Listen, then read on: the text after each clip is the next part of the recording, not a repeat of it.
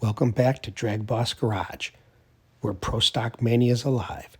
What you're looking at is a totally unrestored Mustang 2 from 1974. Of course, it's Cleveland powered. Look at the date on that receipt. January of 1974.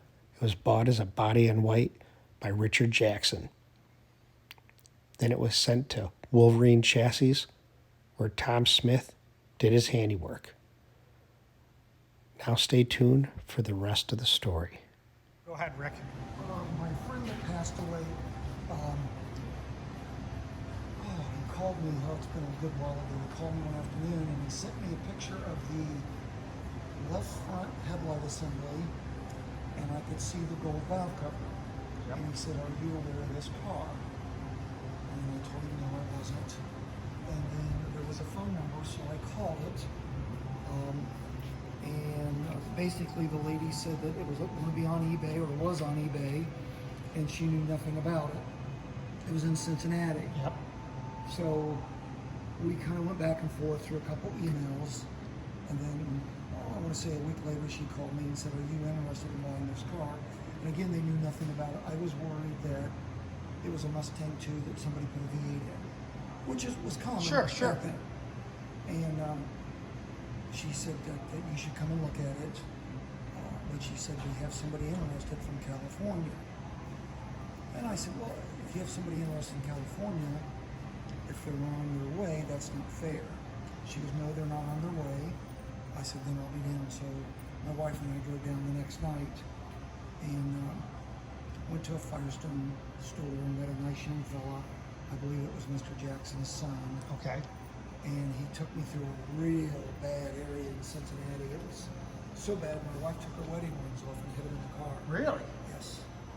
And I told her, "Don't worry, this is the way car chases go." Ha ha ha.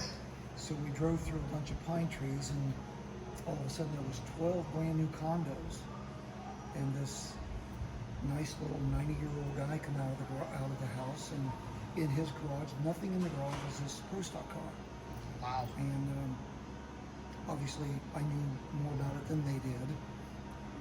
I was able to buy it, and then when we went back the next night, the daughter found all the receipts from her father from where they put the car together in the 70s.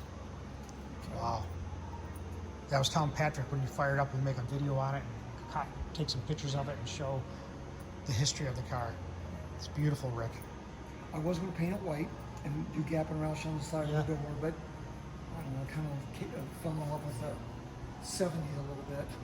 I love it. But it was, I don't know if you saw, it was a body in white. No, I didn't know that. Yeah, I didn't look through any of that stuff. And you're welcome to, but there's the order form from Ford. $100 down payment. Wow. And then I think...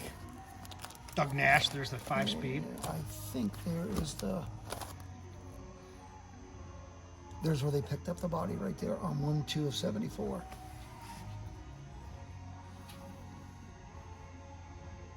Wow.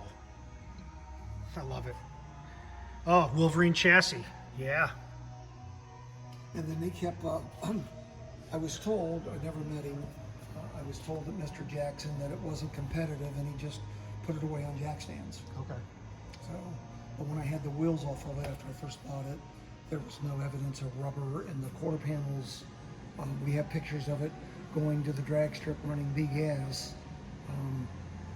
It's just kind of a cool piece. Most of these cars, you know, when they weren't competitive anymore, people pulled the Ford engines out, put a Chevy engine in it, and they became a super gas car. Yep. But it's neat that this car survived, 50 years later. Oh yeah, it's beautiful. And if you look at, here's pictures at the track. If you look at it, we're seeing a lot of the same stuff, except the flywheels on the back. And the coil's a little bit different. Yes. And they went with a electric water pump. Wow. All right, guys, I hope you enjoyed that video. And if you want to see and learn about Pro Stock history and meet the people that made it from back in the day, then you stay tuned, because you're always seeing and learning something new at DragBoss Garage.